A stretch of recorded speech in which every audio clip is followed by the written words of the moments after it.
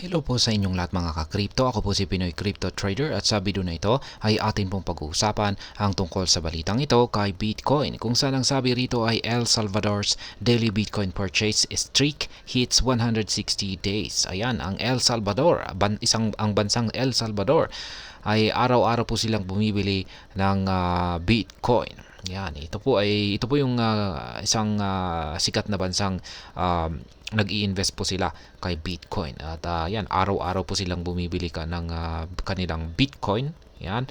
At umabot na po sila ng 160 days na streak. Yan, or ibig pong sabihin ay tuloy-tuloy po silang bumibili ng Bitcoin sa loob ng 160 days. Kaya yan po ang ating pag-uusapan sa video na ito, kung magkano na yung kanilang nabili or yung magkano na yung kanilang Bitcoin holdings. Ayan. At ayan, pero bago po tayo magpatuloy ay nais ko lamang po munang bigyang linaw ang aking disclaimer kung saan ang nilalaman po ng video na ito ay hindi po ito isang financial advice. For education and information purposes lamang po ang layunin nito. Maliban po dito ay nais ko na rin pong magbigay babala na wala pong kahit anumang group chat ang Pinoy Crypto Trader.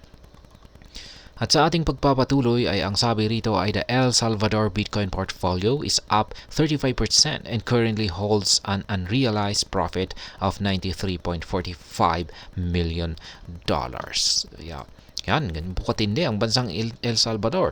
Ang portfolio daw ng Bitcoin ng El Salvador ay tumaas na ng 35% at ang kasalukuyang hold po nito ay hindi pa yan unrealized or hindi pa na yan unrealized profit na, or meron po silang hindi tinitake profit na gain or kita na nasa $93.45 million. Kaya ang laki po niyan. Kaya yan, sa mga hindi po nakakaalam, kung unrealized profit po ay hindi pa po nila binebenta yan. Magiging realized profit po yan kung binenta na nila yung kanilang Bitcoin. Kaya ayan, ang pro-Bitcoin na bansa na ang El Salvador ay nakamit po ang isang malaking tagumpay sa pagkuha ng pinakamalaking crypto asset. Yan, noong August 23 ay minarkahan ang ika-160 na sunod-sunod na araw na pagbili ng Bitcoin nitong bansang El Salvador. Kaya yan, ang El Salvador ay nagpatibay kay Bitcoin bilang legal na pera noong taong 2021 at nagsimula ng pangako na bumili ng isang Bitcoin or 1 Bitcoin araw-araw noong March 16 at nakabili na po sila ng 160 BTC mula noon. At ayan, si Bukele ay unang nangako na bibili ng isang Bitcoin bawat araw noong November 17, 2022. Sinabi niya na ipagpapatuloy niya ito hanggang sa ang asset ay maging masyadong mahal upang bilhin gamit ang fiat. Pagkatapos ay muling pinagtibay niya na ipagpapatuloy niya ang pagbili ng asset muli noong March pagkatapos ng isang landslide na tagumpay sa kanyang muling pagkahalal noong buwan ng Pebrero or February. Kaya yan, para sa hindi po nakakaalam ay itong si Ginoong Bukele ay siya po ang kasalukuyang presidente ng bansang El Salvador. Portfolio and profit. Kaya yan, may kita na po ang kanilang portfolio. Kaya ayan, ang taya ng El Salvador kay Bitcoin ay nagbunga po ito ng malaki. Ang kanilang portfolio ng kanilang bansa ay may unrealized profit na nasa $93.45 million. Kaya ang laki po niyan.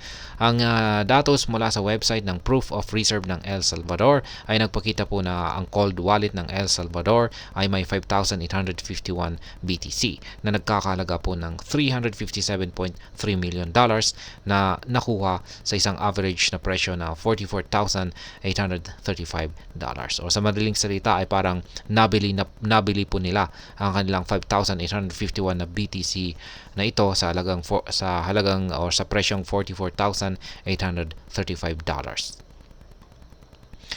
Ayan, naglunsad or naglaunch ang El Salvador ng isang website noong May na nagpapaintulot sa mga gumagamit na sundan ang balanse ng Bitcoin nito upang higit pang mapahusay ang transparency nito. Ang platform ay nagbibigay ng real-time na pananaw sa balance ng Bitcoin ng kanilang bansa at iba pang mga transaction sa on-chain sa Bitcoin network. Yan, sa ilalim ng lumalagong Bitcoin holdings ng El Salvador ay ang katatagan ng Pangulong si Bukele sa gitna ng malawakang kritisismo ay siya po ay nananatiling matatag. Ayan, marami pong nagsisilabasan kasi ng mga kritisismo dito sa ginagawang pag-i-invest ng Pangulong Bukele kay Bitcoin. At ayan, matapos ipahayag ang desisyon ng El Salvador na gawing legal na pera ang Bitcoin, hinarap ng Pangulo ang pagtutol mula sa International Monetary Fund or IMF at mga legacy news agencies. Kaya ayan po yung unang naging kabangga nitong si Pangulong Bukele. Kapansin-pansin, ang katatagan ng Pangulong si Bukele ay naging isa sa mga nangunguna sa kamakailang mass adoption ng Bitcoin. Ang mga hakbang ng El Salvador kasama ang overperforming stock ng MicroStrategy ay nagdulot ng mga bagong kumpanya na lumipat kay Bitcoin bilang isang strategic reserve. Ang Metaplanet, Semler Scientific at DeFi Technology ay kamakailan lamang na nagpatibay kay Bitcoin bilang isang treasury reserve. Kaya ayan, matindi po. Sana ay ganyan rin ang gawin ng Pilipinas. Mag-invest na rin kay Bitcoin. Ayan. Siguro ay malaki ang maaari nating kitain dito. Pero, yan.